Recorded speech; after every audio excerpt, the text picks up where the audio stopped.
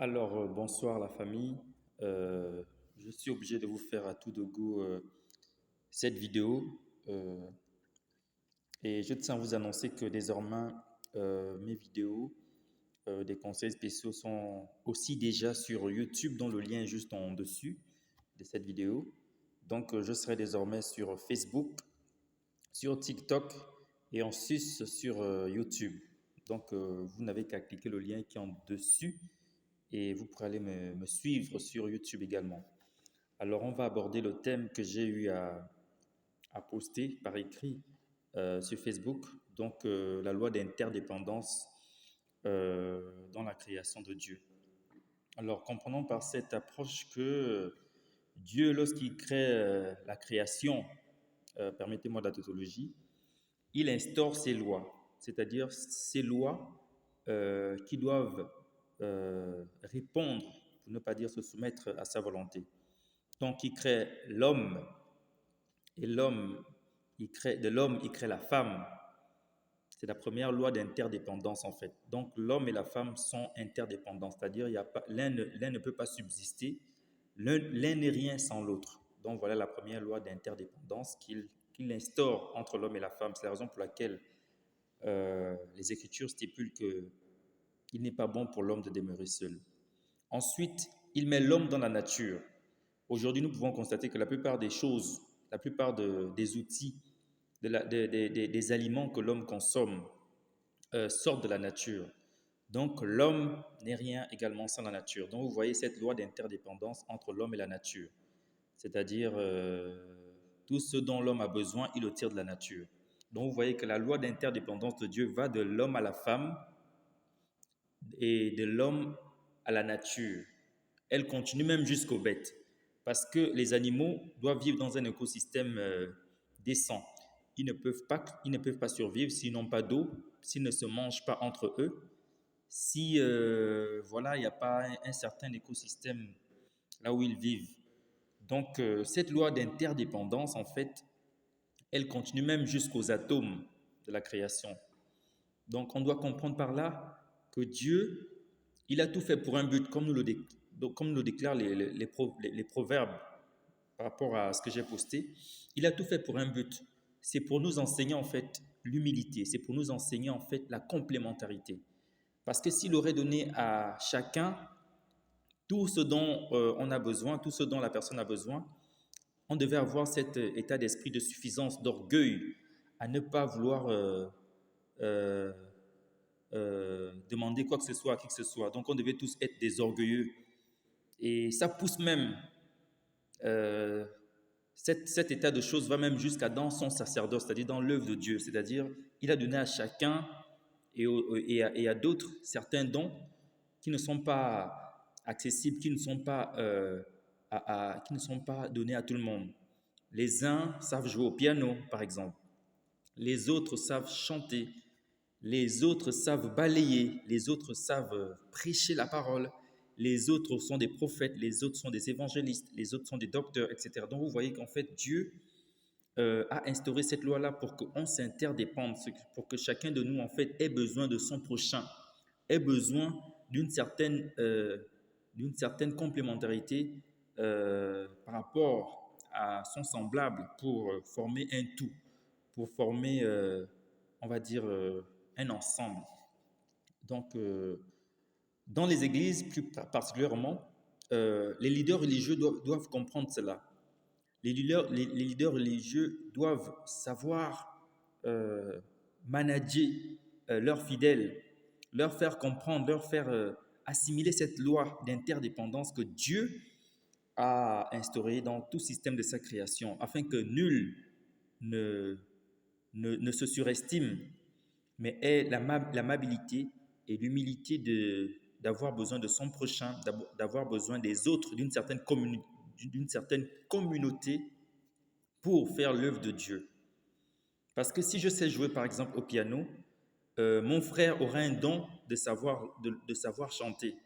Donc moi je vais jouer au piano et mon frère lui il va chanter et ça va donner un a cappella, ça va donner une chorale pour la gloire de notre Créateur.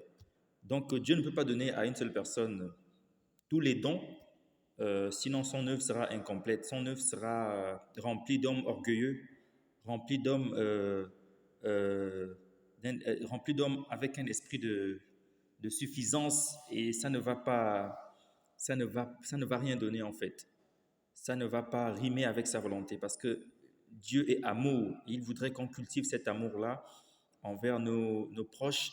Il voudrait qu'on cultive cette sociabilité-là envers nos proches, amis et connaissances, dans le Seigneur, pour préciser. Et même en dehors du Seigneur, parce qu'il a instauré cette loi d'interdépendance dans tout système, comme je disais depuis le début de sa création, dont l'homme n'est rien sans la femme et la femme n'est rien sans l'homme.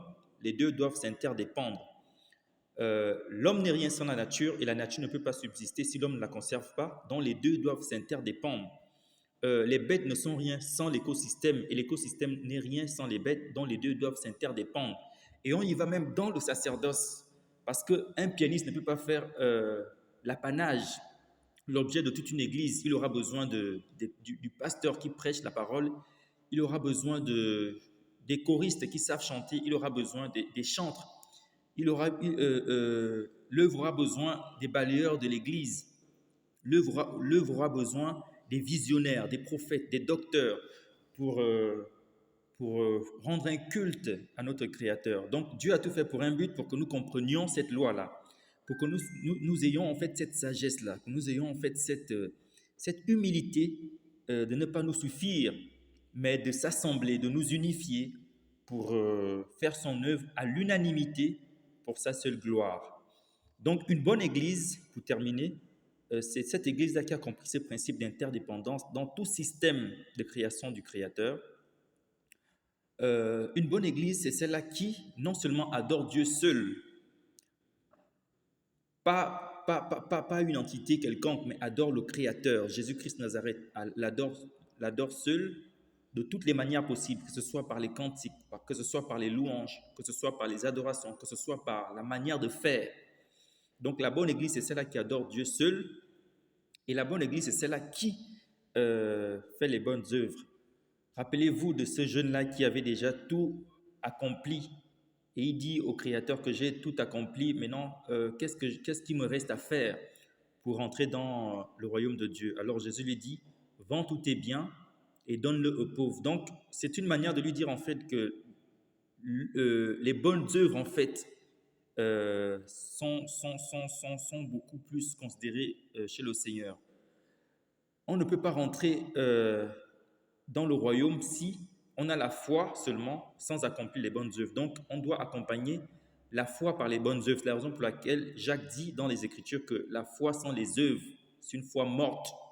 Donc, une bonne église, c'est non seulement cette église-là qui adore le Seigneur, mais également qui accomplit les bonnes œuvres, c'est-à-dire qui va vers les orphelins, qui fait des dons dans les orphelins, qui va prier pour les malades dans les hôpitaux, qui va visiter les frères malades, qui prie pour les frères, etc. Mais rares sont les églises qui font déjà ce genre de choses-là de nos jours. C'est comme je le disais, beaucoup de dogmes, beaucoup de facteurs ont été barricadés, beaucoup de principes, beaucoup de ce genre de choses ont été négligées de nos jours, au point où l'Esprit de Dieu n'arrive plus à se manifester. L'amour de Dieu n'est plus manifeste dans nos églises. Donc, comme je le disais, nous devons revoir ces systèmes-là, instaurer la vraie adoration dans les églises, instaurer le vrai sens du service envers le prochain, instaurer les bonnes œuvres dans les églises, pas seulement penser à investir pour construire les grands temples, pas seulement penser à investir pour les mariages, pas seulement penser à investir pour des projets de l'église, mais nous devons également penser à investir pour aller vers les orphelins, leur faire les dons. Nous devons également penser à investir pour aller visiter les malades dans les hôpitaux, leur donner à manger. Nous devons penser à investir pour aller aider la veuve et l'orphelin. Tout cela, ça compte énormément aux yeux de Dieu. C'est la raison pour laquelle Jacques dit « la foi sans les œuvres, c'est une foi morte ». Et pour finir, une bonne église, c'est cette église qui a compris ce principe d'interdépendance à travers l'octroi des dons de ses différents membres. Donc, que certains cessent de vouloir s'accaparer de l'œuvre de Dieu. On parle bien de l'œuvre de Dieu, c'est l'œuvre de Dieu. Donc, une église n'est pas censée être pour un pasteur ou une famille. Une œuvre de Dieu n'est pas censée être pour des tierces, mais on doit euh, tout accomplir, on doit tout faire pour que la gloire revienne à Dieu seul et non à un homme. Donc, c'est ce message-là que j'avais à divulguer aujourd'hui pour nous dire à tous, nous les élus de Dieu, pour dire aux leaders religieux en fait que nous devons comprendre, nous devons réinstaurer ces dogmes-là au sein du sacerdoce pour que l'Esprit de Dieu se manifeste comme à l'époque. Donc, premièrement, comprendre que l'Église doit adorer Dieu seul et non une communauté, et non un homme, mais Jésus-Christ seul. Deuxièmement, une bonne Église, c'est une Église qui accomplit les bonnes œuvres, qui va vers les orphelins, qui va vers les malades dans les hôpitaux et leur fait les dons et prie pour eux, etc., qui va visiter des frères, etc. Et troisièmement, une bonne Église, c'est cette Église-là qui a épousé cette loi de l'interdépendance, qui a compris cette loi d'interdépendance, qui aura besoin de tous ses membres pour accomplir l'œuvre de Dieu, et ces membres qui ont été appelés à servir, ces membres qui sont dotés des dons octroyés par le Créateur pour que nous les usions pour le bien de chacun et de tous, pour la seule gloire de notre Seigneur Jésus-Christ. Donc, je vous ai fait cette vidéo depuis mon poste de travail. J'étais obligé de le faire parce que je n'ai pas eu le temps aujourd'hui. Donc, on se dit bon dimanche et à la prochaine. Je vous aime tous. Bye.